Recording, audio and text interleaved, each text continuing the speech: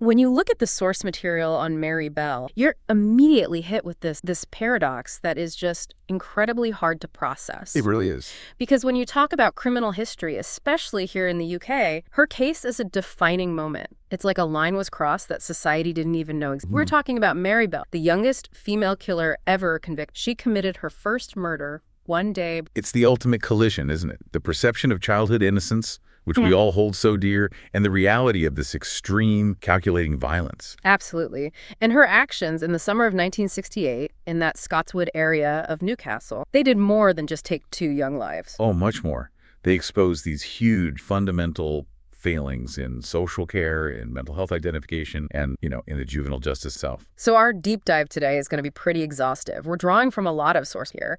Police reports, court transcripts, those crucial psychological evaluations, and then all the biographies and the media frenzy that followed. Right. We're going to trace her life from, her brutal birth and environment through this escalating violence that she inflicted to the psychological profiles that tried to define her, and then into this really complex legal aftermath, which frankly continues to shape UK law today. And our mission here isn't just to, catalog the horror. It's to try and understand it. How did a 10-year-old girl develop the traits, the cunning, the physical capability to kill 2 toddlers? Yes, exactly. And maybe the more important question for you, the listener, is this. What does this tragic case reveal about the irreversible consequences of profound early life trauma when it's pitted against our concept of criminal responsibility? We have to unpack the context before we can even begin to understand the crimes. You really can't talk about Mary Bell without first discussing the concrete, rubble-strewn reality of Scotswood in the 1960s. The sources paint this picture of just severe urban blight. Grim. It was a deprived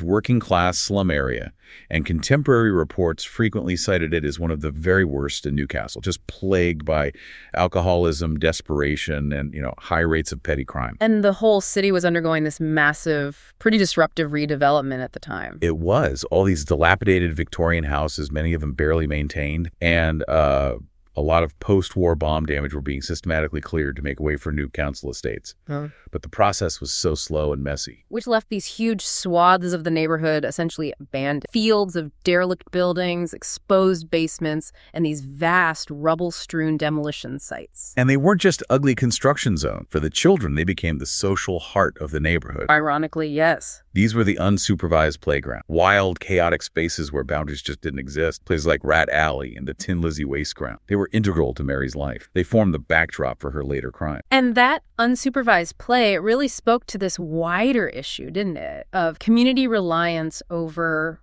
active parenting. Absolutely. The sources highlight that it was common practice for parents to leave children, and we're talking sometimes as young as 2 or 3 years old, out of the house for hours and hours on end. Wow. There was this kind of historical expectation that the close-knit community would act as a safety net. If a child was crying or in trouble, another neighbor would step in and report it. But in an environment like Scotswood, which was basically disintegrated, that safety net was it was frayed beyond use. Totally. The general lack of discipline and the sheer availability of these dangerous derelict spaces just created a highly volatile environment for a child to grow up. So the environment outside was chaotic, but the sources suggest the environment inside 20 White House Road, the Bell home, that was exponentially worse. Oh, yes. Mary Flora Bell was born in May 1957. Her mother, Betty McCrisset, was just 17, and shockingly, she worked as a prostitute, specializing in sadomasochistic and practice. We're talking bondage, asphyxiation game. And the tragedy, it begins almost instantly. Betty, by multiple accounts, never wanted Mary. No. She allegedly told the midwife right after the delivery, take this thing away. Just awful. That immediate, profound rejection really set the stage for relentless abuse and neglect throughout Mary's entire infancy and childhood. The home was a place of total chaos, frequented by Betty's clients and characterized by constant police visits for domestic abuse, drunkenness, the sex work. It was nonstop. And when you dig into the source material about the abuse, it moves way beyond mere neglect into what, many people would just categorize as attempted murder. It really does. Betty allegedly made multiple near-fatal attempts on Mary's life, and she always tried to mask them as accidents. The most frequently cited one, and maybe the most crucial for understanding Mary's later psychological state, is the incident where Betty allegedly dropped Mary from a first-floor window. Right, and the impact resulted in a severe head injury. Later psychological assessments suggested this particular incident may have caused significant brain damage, specifically to the prefrontal cortex. Let's just pause on that for a second, because this is where the source material moves from just anecdote to clinical insight. The prefrontal cortex is, it's the brain's executive functioning center. Exactly. It governs your impulse control, decision-making, judgment, emotional regulation, all of that. So if there was genuine severe trauma to that area at a very young age, what does that imply for the developing mind of Mary Bell? It provides a potential biological substrate for the psychopathy she later exhibited. While psychopathy is this complex interplay of nature and nurture, damage to that specific region often results in a profound difficulty processing risk, regulating aggression, and, critically, forming empathy. So the sources directly connect this physical trauma to her behavioral disturbances. Yes. It means the physical ability to pause, to reflect, and to feel what another person is experiencing may have been compromised right from the very start of her life. And the abuse was just relentless. There's the account of Betty giving her a massive dose of sleeping pills, telling the toddler they were smart, which led to an emergency stomach pump. And that terrifying incident when Betty tried to sell or just give Mary away to a stranger, a mentally unstable woman across town who desperately wanted a child. Mary's older sister had to physically intervene and bring her back home. It's unbelievable. And then there's the truly disturbing element surrounding Betty's profession. Mary later claimed, when she collaborated on the biography Cries Unheard, that she was forced to participate in her mother's prostitution scenarios. Starting as young as 4 or 5. Yes. She described being used as a prop and suffering sexual abuse from her mother's client. And it's important to note, right, that while some family members disputed those claims of direct sex out of denial or protect the exposure, dreams, sexual violence, sadomasochistic act, that was undeniable. Completely undeniable.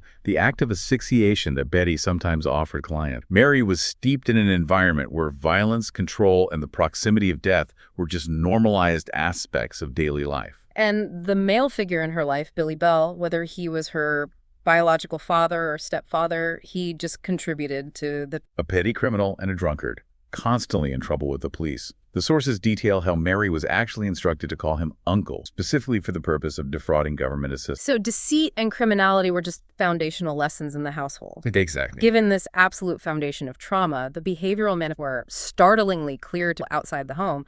Oh, very. Mary suffered from chronic bedwetting, a clear sign of deep stress and trauma. And Betty cruelly made it worse by punishing her, rubbing Mary's face in the soiled sheets or hanging the mattress out for all the neighbors to see. And her teachers, her peers, they found her unpredictable and repeatedly. She was described over and over as being emotionally blank, unnervingly aggressive, and having these piercing blue eyes that would just fix on someone right before a violent outburst. And this wasn't just, childhood naughtiness. She moved immediately to physical harm. Constantly fighting, frequently trying to strangle classmates on the playground. There was one time, chillingly, where she burned a girl's cheek with a cigarette.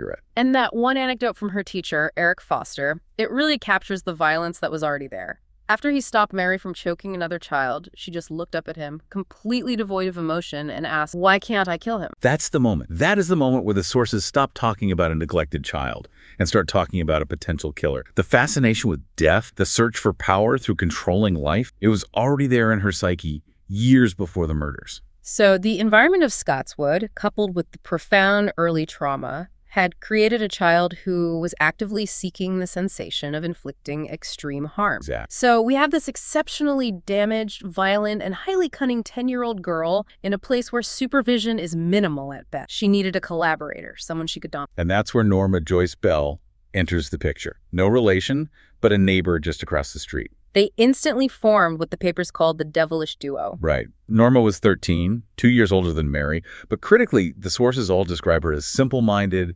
intellectually backward, and very submissive. So she was easily manipulated by Mary's much sharper, more complex person. Totally. Mary, despite not being a great student academically, had high street smarts and this incredible emotional cunning. She was the absolute leader in that relationship. It's a classic pathological pairing, isn't it? Norma was a follower, just looking for acceptance, and Mary was the charismatic psychopath looking for... And their shared fantasy, according to the source, was this desire for notoriety. They dreamt of being famous, nefarious criminals living on the run. Their criminal activity started small, but it was significant. Their first known conviction was for stealing money from a coin-driven gas meter in a tenement. And because they were so young, under 16, they were conditionally discharged. Now, this is a critical point in the timeline. Why is that? Because the system treated them as just mischievous juvenile delinquents, not as potential severe threats. And this conditional discharge, this slap on the wrist, for Mary, it was an affirmation of her own invulnerability, gave her this sense of impunity. Exact. And the source material suggests this immediately triggered an escalation in violence. Absolutely. The first major attack happened on May 11th, 1968. They lured Mary's 3-year-old cousin, John Best, onto the roof of a disused World War air raid. John was just playing in the area, likely trusted his older cousin completely. And the attack was just chillingly simple. They shoved the little boy off the 7-foot drop. He was found dazed, bleeding profusely from a serious head injury, and the girls, they took him to a nearby pub, pretending they had just found him injured. And here's the key insight from the source. John Best was found, but he refused to name his attackers. Right, he was 3 years old, he was likely terrified, maybe confused, or perhaps just conditioned by the Bell household's culture of silence. So despite police suspicion, the lack of evidence forced them to record the incident as a tragic, accidental fall. And the police should have been on high alert because the very next day, the violence intensified. It was like Mary was testing her limits. A mother complained that Mary attempted to strangle her 7-year-old daughter, Pauline Watts, while they were playing in a sand pit. And Pauline later revealed the terrifying deed. While Norma pinned her down, Mary tried to force sand into her throat. There were visible marks left on Pauline's neck. But again, Pauline was so frightened she was reluctant to give the police the full, accurate description of the attack at the time. So if we just pause here and analyze this, the sheer number of missed intervention points is staggering. It's incredible. The police had received multiple calls about Mary's escalating aggression. Social workers were already deeply involved with both families because of neglect, criminality, destitution. But they just issued cautions and warnings. No substantive involuntary removal or intensive psychological intervention happened. Primarily because of their age. Right. And this systemic failure, it just validated Mary's internal belief that she could act without consequence. She was pushing the envelope,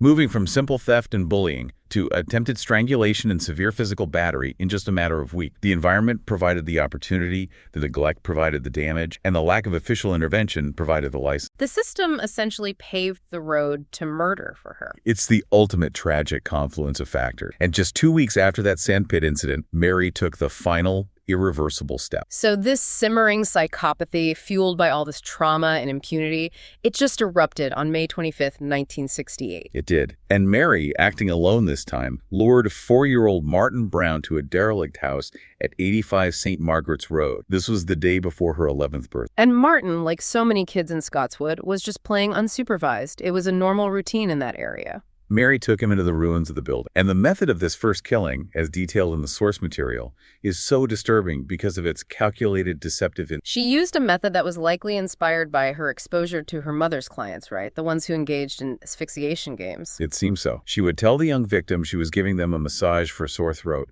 and then gradually tighten her grip around the neck, while at the same time covering their mouth and nostrils to prevent them from crying. The result was an almost undetectable killing. Exactly. Martin's body was found later that day by 3 boys who were out scavenging. The initial autopsy. It found no visible signs of bruising or violence. The strangulation was too gentle, perhaps because of a child's small hand. So it led investigators down completely the wrong path. Completely. They found pills nearby and initially theorized it was an accidental overdose. The idea that the killing was executed by a child was it was beyond the imagination of the initial investigating officers. But Mary couldn't keep quiet. Her need for attention, for ownership of the drama, it surfaced almost immediately. Right. Just 2 days later, she and Norma broke into a local nursery. They vandalized the room, tore up books, threw ink, overturned tables, but the key evidence was the notes they left behind. And the sources describe these as macabre, almost ritualistic confessions. They wrote things like, "I murder so that I may come back," and then the explicit, undeniable claim, "We did murder Martin Brown." And handwriting analysis confirmed that both girls had contributed to the notes. But here is one of the most painful failures of the investigation. The police, who were getting nowhere with the case,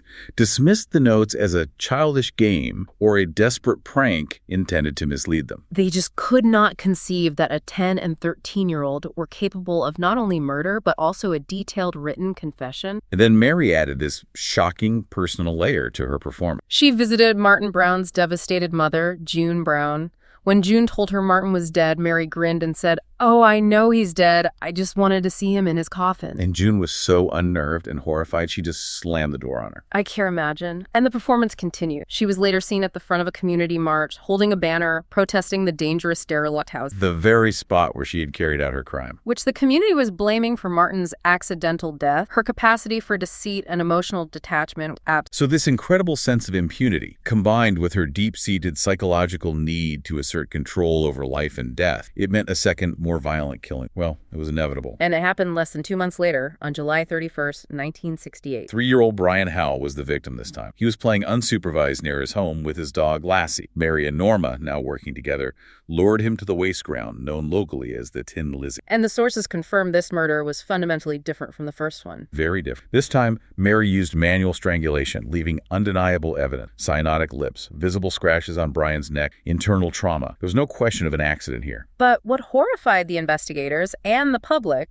was the horrific post-mortem mutilation. After Brian was dead, Mary used broken scissors or a razor blade. She cut off clumps of his hair, inflicted 6 small stab wounds on his leg, mutilated his genitals, and most damningly carved the letter M into his stomach or chest, The pathologists described them as naive attempts to leave initials. which confirmed the killer's immaturity. But the sheer extremity of the violence indicated a profound sadistic escalation. The girls then made a crude attempt to hide the body under grass between 2 large concrete blocks. And just like the first time, they couldn't stay away from the spectacle. They immediately joined the organized search party. And Mary even tried to point out the area where the body was. But Norma, perhaps retaining a tiny spark of self-preservation, quickly contradicted her and steered the group away. It was a terrifying, calculated game they were playing for their own morbid pleasure. So the discovery of Brian Howe's body, with those specific childish mutilations and the clear signs of strangulation, it immediately caused the police to reevaluate Everything. Martin Brown's case was instantly reopened as a murder investigation. They now knew with this sickening certainty that a child was the killer. Detective Chief Inspector James Dobson took over the investigation, and the sources note that he quickly focused on Mary Bell. He did. He described seeing her outside Brian's funeral, grinning and chuckling to herself as the small coffin was carried past. To Dobson, she was so obvious that he decided he had to bring her in before she killed a third time. No, Mary was brought in for questioning. She was highly intelligent and manipulative, and she immediately tried to pin the murders on an older local boy. It's a common tactic for cunning individuals. She fabricated this incredibly detailed story about how this older boy had committed the crime. But in her attempt to make the story sound credible, she made a fatal error. She did. She accidentally included a piece of confidential information that only the police and the killer knew. She specifically described the broken scissors found near Brian's body, noting that one leg was broken or bent. And the source material details the immediate shift in the room as DCI Dobson realized he had his killer. Right. The interrogation then became really intense. Norma was separated from Mary, and eventually she just broke down, shaking and pale. And she confessed. She did. She confessed that Mary had bragged to her, demonstrating the strangulation technique and proudly declaring, "This is the first, but it will not be the last." Wow. And further forensic analysis just cemented the case. They found fibers from both Mary's and Norma's clothes on Brian's body. So the trial, which was highly sensationalized, it was the first recorded instance of 2 children being tried for murder in Britain. It opened in December 1968 at the Newcastle. And the judge, Mr. Justice Cusack, made this really controversial decision that just magnified the tragedy.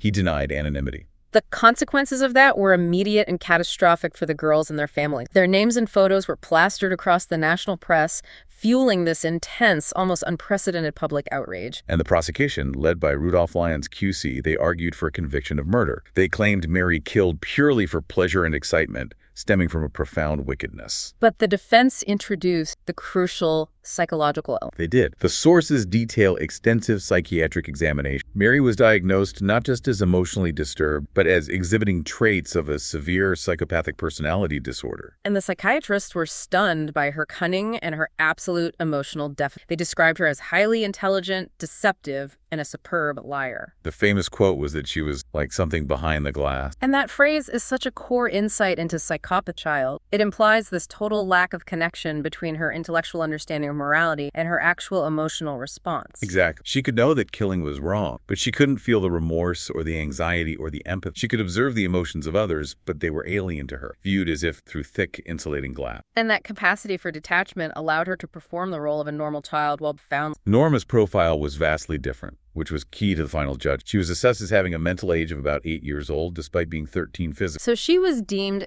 intellectually backward, submissive, and totally susceptible to Mary's dominance. Right, so the court essentially had to decide which of the two girls was the primary engine of the violence, and the jury ultimately separated. They concluded that the bright, the dominant, manipulative one was the driving force, and the duller one was merely her tool. The 9-day trial concluded with a judgment that astonished a lot of. Norma Bell was acquitted of all charges. And she cheered and clapped ecstatically in the courtroom, relieved and probably failing to grasp the gravity of the whole thing. But Mary Bell was found guilty of 2 counts of manslaughter on the grounds of diminished responsibility. And that legal distinction is so crucial. Diminished responsibility essentially means that due to a recognized mental abnormality, the defendant's ability to form a rational judgment or exercise self-control was substantially impaired.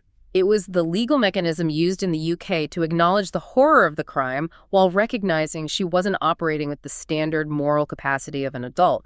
It was a way to avoid a full murder conviction. Which, while capital punishment for adults had recently been abolished, still carried the most severe form of incarceration. Mary reportedly burst into tears of shock and relief when the verdict was read. And she was sentenced to be detained at Her Majesty's pleasure. Meaning indefinite detention without a fixed release date, dependent entirely on her psychological progress. Mr. Justice Cusack was uncompromised. He described her as an acutely dangerous individual who posed a very grave risk to other children. Which confirmed that she had to be removed from society until some kind of psychological transformation. It solidified this idea that Mary was both a victim of profound abuse and a perpetrator of unspeakable crime, placing the burden of responsibility squarely on the state for her long-term correction and confinement. So Mary Bell served nearly 11.5 years in custody. She was moved through a series of facilities for juvenile offenders, ending up at the Red Bank Special, which was, notably, an all-male facility. She was the only girl among 22 boys, which just reflects the state's difficulty in even knowing where to place a child so profoundly unique in her crime. And her experience in custody was, it seems, less about repentance and more about adaptation. That's a good way to put it. Psychologists noted she initially just continually denied her offense, behaving as though the crimes were irrelevant. But she was highly manipulative. She realized that to survive and to eventually be released, she had to master the system. She described it herself, saying she had to graduate from being a prisoner to being a con, learning to be closed and craft rather than openly hostile. She learned to give the authorities the answers they wanted to hear. She'd exhibit remorse when it was necessary to advance her case for release, even if that remorse wasn't genuinely felt. It just reinforced her assessment as a cunning manipulator. And she certainly tested the limits of her detention. In 1977, when she was 20, while at Moorcourt Open Prison, she escaped briefly with another inmate. Right. They hitchhiked and went on a short boozing trip where she lost her virginity. They were caught quickly, and the penalty, a minimal loss of privileges, suggests that authorities saw it as an act of rebellion typical for a young adult, rather than a reversion to her dangerous tendencies. And ultimately, the psychological reports deemed her safe for reintegration. The conclusion was that she had been successfully rehabilitated. Her psychopathic behaviors had either receded with age or, critically, had been mastered and controlled. She was released in May 1980 at age 23, immediately placed under a new identity to protect her from, vengeful public figures and potential vigilantes. 4 years later, she established a new life and gave birth to a daughter. And there's this incredibly painful coincidence highlighted in the source. Her daughter was born on May 25th, 1984. The 16th anniversary of Martin Brown's murder. Unbelievable. They lived quietly for years under assumed name, but this fragile protection was just shattered in 1998 when the media, through relentless investigation, discovered her location in a resort town on the Sussex coast. And the resulting media frenzy was shocking. It forced Mary and her now teenage daughter flee under police protection, hiding their faces with bedsheet photography. And the sources indicate it was during this agonizing ordeal that Mary's past was finally revealed to her daughter, leading to immense trauma for the girl. This public exposure led directly to that critical legal press. In 2003, Mary successfully brought a high court case seeking lifelong legal anonymity. And the court recognized that while the public may have a right to know her status, her right to a peaceful life, and crucially, the right of her innocent child to live free from the threat of retribution or constant media scrutiny that superseded the public interest. So the court granted the order protecting Mary, her daughter, and later, when she was born in 2009, her granddaughter, who is referred to in court documents as Z. And this landmark ruling is what is now commonly referred to as a Mary Bell order, a specific and rare injunction designed to protect individuals and their innocent descendants who have been successfully rehabilitated after committing notorious crimes as children. At the same time, in 1998, Mary collaborated collaborated with the author Gitta Surani on the biography Grise Unhurt. And the fact that Mary received payment for this contribution caused a massive public outcry. There were even attempts by the government to ban the book. But the book did offer this crucial insight into her adult perspective. She admitted her crimes, although her accounts sometimes vary, especially concerning the intimate details of Brian's murder. But the most significant part of the book was her adult reflection. She explicitly stated that her horrific upbringing was not an excuse for her actions. She claimed that only upon becoming a mother did she finally begin to truly understand the full weight of her crime, the loss, grief, the void she had created in others. Which suggests that the emotional component of empathy, which was absent during the psychopathic period of her youth, may have finally developed or awakened through that maternal. And this brings us right back to the central, unavoidable conflict of the case: nature versus nurture. Was Mary Bell a bad born without the capacity for a natural psychopath destined for evil? Or was she entirely a product of her horrific traumatic environment, the abuse,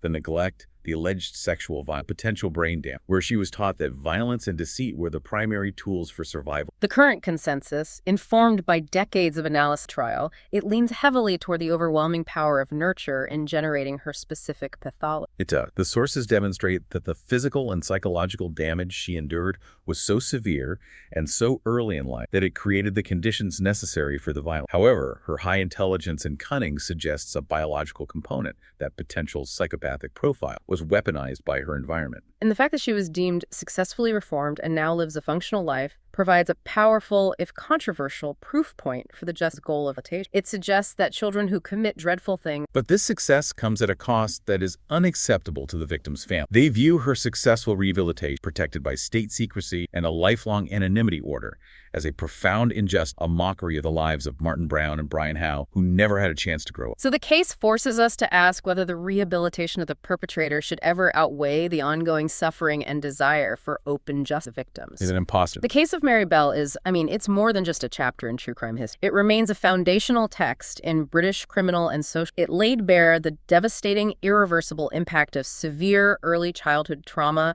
coupled with absolute societal neglect. And in doing so, it shattered that comforting narrative of childhood innocence in 1960s Britain. And the relevance persists profoundly today, especially in debates surrounding juvenile justice. The case highlights the complexity of criminal, which is still 10 in England and Wales. So when a 10-year-old commits a crime of this magnitude, the system has to grapple with whether the goal is punishment, intensive therapy, or long-term management of a dangerous psychological profile. Mary's case proves she was simultaneously an extreme victim and an extreme perpetrator. The way society treated her, first failing to protect her, then failing to intervene after her initial violent acts, and then finally succeeding in rehabilitating her, is like a mirror reflecting our own shifting definitions of accountability and moral capacity in mind. Mary Bell has now lived for more than 6 decades since she committed those horrific acts. While Martin Brown and Brian Howe were granted barely 4 years of life, she was successfully rehabilitated, found a partner, raised a daughter, and now has a granddaughter. And she won lifelong anonymity, the Mary Bell, specifically to protect her innocent family members from the taint of her past. So we'll leave you with this provocative thought to mull over. If the justice system's primary stated goal